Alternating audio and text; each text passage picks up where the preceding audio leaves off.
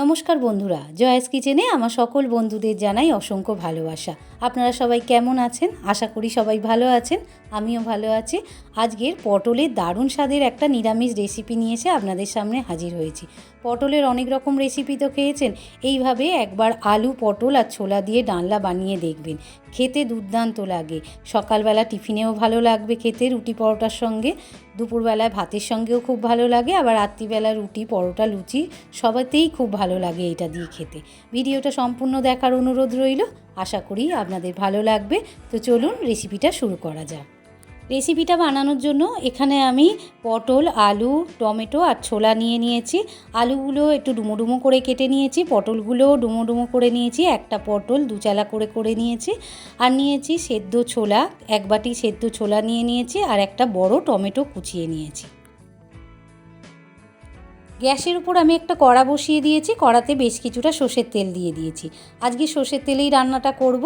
ওই তেলের মধ্যে অল্প একটু লবণ দিয়ে দিলাম, আর দিয়ে দিলাম অল্প একটু গুঁড়ো হলুদ। এবারে কেটে রাখা পটলগুলো দিয়ে দিলাম। সমস্ত পটলগুলো দিয়ে তেলের মধ্যে নাড়াচাড়া করে পটলগুলোকে লাল লাল করে ভেজে নেব। এখানে পটলগুলো একটু বড় সাইজ ছিল বলে আমি একটা পটলের 3-4টে করে টুকরো করে নিয়েছি।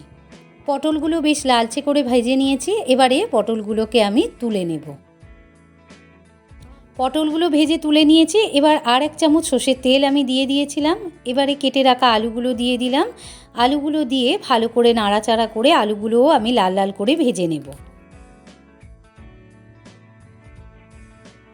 আলুটা ভেজে তুলে নিয়েছি। এবার ওই তেলেতেই আমি একটা শুকনো লঙ্কা আর একটা তেজপাতা দিয়ে দিলাম, আর দিয়ে দেব গোটা জিরে, ছোটো চামচের 1/2 চামচ গোটা জিরে দিয়ে দিলাম। এবার ফোড়নটা একটু লালচে করে ভেজে নেব। ফোড়নটা বেশ লালচে হয়ে এসেছে, আর ফোড়ন থেকে বেশ একটা সুন্দর মিষ্টি গন্ধ বেরিয়েছে। এবারে দিয়ে দেব টমেটো কুচি। এখানে আমি একটা বড় সাইজের টমেটো এরকম ছোটো ছোটো টুকরো করে রেখেছিলাম। টমেটোটা দিয়ে দিলাম অল্প একটু লবণ, যাতে টমেটোটা তাড়াতাড়ি গলে যায়। টমেটোটা বেশ গলে এসেছে। এবারে আমি 1 চামচ আদা আর কাঁচা লঙ্কা বাটা দিয়ে দিলাম, দিয়ে একটু কষিয়ে নেব। গুঁড়ো হলুদ দিয়ে দিলাম ছোটো চামচের 1 চামচ, গুঁড়ো লঙ্কা দিয়ে দিলাম 1/2 চামচ। ঝালটা আপনারা বুঝে দেবেন। আমি এখানে অলরেডি কাঁচা লঙ্কা দিয়েছি, আদা বাটার সঙ্গে কাঁচা লঙ্কা বেটে দিয়েছি। আর দিয়ে দিলাম পরিমাণ মতো লবণ, দিয়ে ভালো করে কষিয়ে নেব যতক্ষণ তেল ছেড়ে না দিচ্ছে। এবারে 1 চামচ চিনি দিয়ে দিলাম। চিনিটা অপশনাল, আপনারা দিতেও পারেন, নাও দিতে পারেন, তবে নিরামিষ তরকারি তো একটু চিনি না দিলে টেস্ট আসে না। এবারে ভালো করে নাড়াচাড়া করে আরও 1 মিনিট কষিয়ে নেব। মশলাটা ভালো করে কষানো হয়ে গিয়েছে, আর মশলা থেকে বেশ তেলও ছেড়ে দিয়েছে, আর মশলার কালারটা হয়েছে দেখুন বন্ধুরা কত সুন্দর। এবারে ভেজে রাখা আলু আর পটলগুলো দিয়ে ভালো করে কষিয়ে নেব। মশলার সঙ্গে আলু আর পটলটা 2 মিনিট আমি কষিয়ে নিয়েছি। এবারে দিয়ে দেব ছোলা।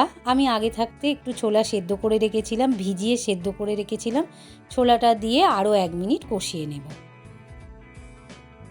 এবারে দিয়ে দিলাম জল। এখানে আমি হালকা উষ্ণ গরম জল আগে থাকতেই করে রেখেছিলাম, সেই পরিমাণ মতো জলটা দিয়ে দিলাম। দিয়ে ভালো করে নাড়াচাড়া করে ঢাকা দিয়ে ফুটিয়ে নেব। ঢাকা দিয়ে 5 মিনিট ফুটিয়ে নিয়েছি। রসটা অনেকটাই শুকিয়ে গিয়েছে। আমি একটু গামাখা করেছি তরকারিটা। এই রকমভাবে করলে খেতে খুব ভালো লাগে, আর ডালনা তো বেশি ঝোল ভালো লাগে না। রেসিপিটা যদি ভালো লেগে থাকে তাহলে আমার চ্যানেলটিকে লাইক আর বেশি বেশি করে শেয়ার করে দেবেন। আর আমার চ্যানেলে নতুন বন্ধু হয়ে থাকলে প্লিজ চ্যানেলটিকে সাবস্ক্রাইব করে পাশে থাকা বেল আইকনটি প্রেস করে দেবেন।